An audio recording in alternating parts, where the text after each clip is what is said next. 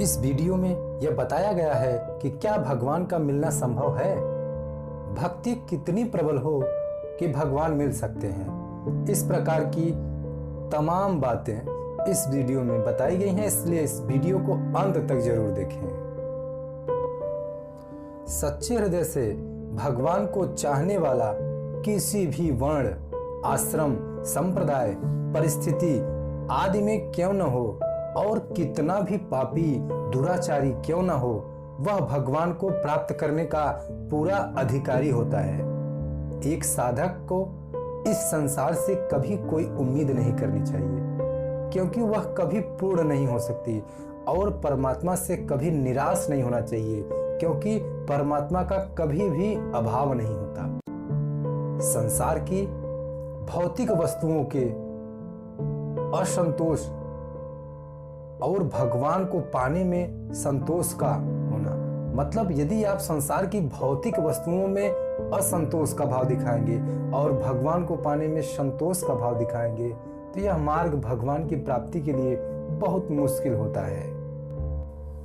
जिस प्रकार मछली बिना पानी के व्याकुल रहती है, उसी प्रकार यदि हम भगवान को पाने के लिए व्याकुल रहेंगे तो भगवान के मिलने में देर नहीं लगेगी। इस छोटी सी कहानी के माध्यम से हम एक उदाहरण प्रस्तुत करते हैं। एक ऋषि तपस्या कर रहे थे, तभी एक नवयुवक लड़का उनके पास आया और पूछा, आप क्या कर रहे हैं? ऋषि बोले, तपस्या। लड़का बोला, क्यों? ऋषि बोले, भगवान को पाने के लिए। लड़का बोला, मुझे भी भगवान से मिलाएंगे? ऋषि बोले, ठीक है, मैं तुम्हें भगवान से जरूर मिलाऊंगा। लड़का बोला, कब मिलाएंगे? तो ऋषि ने कहा, बेटा 2 दिन बाद आना, मैं तुम्हें भगवान से जरूर मिलवाऊंगा। 2 दिन के बाद वह लड़का ऋषि के पास फिर आता है और बोलता है कि कहाँ हैं, मिलवाइए मुझे भगवान जी से। तो ऋषि बोले, बेटा आज भगवान नहीं आए, 2 दिन बाद आएंगे। तो लड़का बोला, ठीक है, 2 दिन बाद मैं फिर आऊंगा। लड़का 2 दिन बाद फिर आता है और पूछता है कि भगवान जी कहाँ हैं? आपने कहा था 2 दिन बाद आना, मैं 2 दिन बाद फिर आया हूं। तो ऋषि बोले, बेटा भगवान तो आज फिर नहीं आ पाए, तुम फिर 2 दिन बाद आना, मैं भगवान से मिलवाऊंगा। इस प्रकार से ऋषि ने 2 दिन करके 1 महीने बिता दिए। एक बार लड़का बोलता है कि अब मैं भगवान से मिले बिना यहां से नहीं जाऊंगा। ऋषि बोले, ठीक है बेटा, आज मैं तुझे भगवान से जरूर मिलवाऊंगा। ऋषि लड़के को लेकर एक नदी की ओर चल दिए और लड़के से नदी में स्नान करने को बोलते हैं और कहते हैं कि स्नान करने के बाद भगवान आएंगे। लड़का बोला, ठीक है।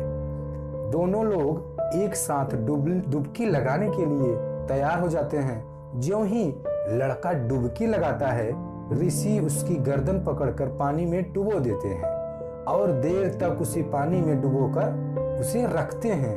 1 मिनट तक ऋषि उसे डुबो कर रखते हैं। जब लड़का एकदम छटपटाने लगता है, तब ऋषि उसे बाहर निकाल देते हैं। लड़के ने कहा, ये क्या ऋषि जी, अगर 1 सेकंड भी और आप मुझे पानी से बाहर नहीं निकालते, आप मुझे अगर 1 सेकंड भी पानी में और डुबो कर रखते तो मेरी मौत भी हो सकती थी। ऋषि बोले, बिल्कुल, यही तड़प जो लगभग मृत्यु के समान है, भगवान के प्रति होने पर ही भगवान के दर्शन हो सकते हैं। कहने का तात्पर्य कि भगवान को पाने के लिए यदि आपके अंदर तड़प नहीं होगी तो भगवान नहीं मिलेंगे। भगवान की प्राप्ति के लिए व्याकुल होना अत्यंत आवश्यक है। विचार पूर्वक की गई साधना से लाभ नहीं होता। स्वयं में तीव्र उत्कंठा न होना भगवान के प्राप्ति के कारण में बाधक बनती है। एक सच्चे साधक को सभी चीजों में भगवान को देखना चाहिए। सब ओर से विमुख होने पर एक साधक अपने में ही अपने प्रीतम भगवान को पा लेता है। भगवान की प्राप्ति के लिए किया गया जो कार्य होता है या भगवान की प्राप्ति के लिए क्रिया का कोई महत्व नहीं होता। भगवान की प्राप्ति के लिए लगन का महत्व होता है। भगवान की प्राप्ति के लिए लगन होना बहुत जरूरी है। सतयुग आदि में बड़े बड़े ऋषियों को भगवान प्राप्त हुए थे, वही भगवान आज कलयुग में भी सबको प्राप्त हो सकते हैं। भाव की कमी होने पर ही भगवान की प्राप्ति नहीं हो पाती है। संसार को त्यागने में विवेक काम आता है और भगवान की प्राप्ति में विश्वास काम आता है। भगवान की प्राप्ति में सबसे बड़ी बाधा है भोग और संग्रह की लालसा। दूसरों के सुख से सुखी होने पर भोग की लालसा और दूसरों के दुख से दुखी होने पर संग्रह की लालसा समाप्त हो जाती है। कोई भी परिस्थिति परमात्मा की प्राप्ति में बाधक नहीं होती, क्योंकि परमात्मा संपूर्ण परिस्थितियों से बिल्कुल परे होते हैं।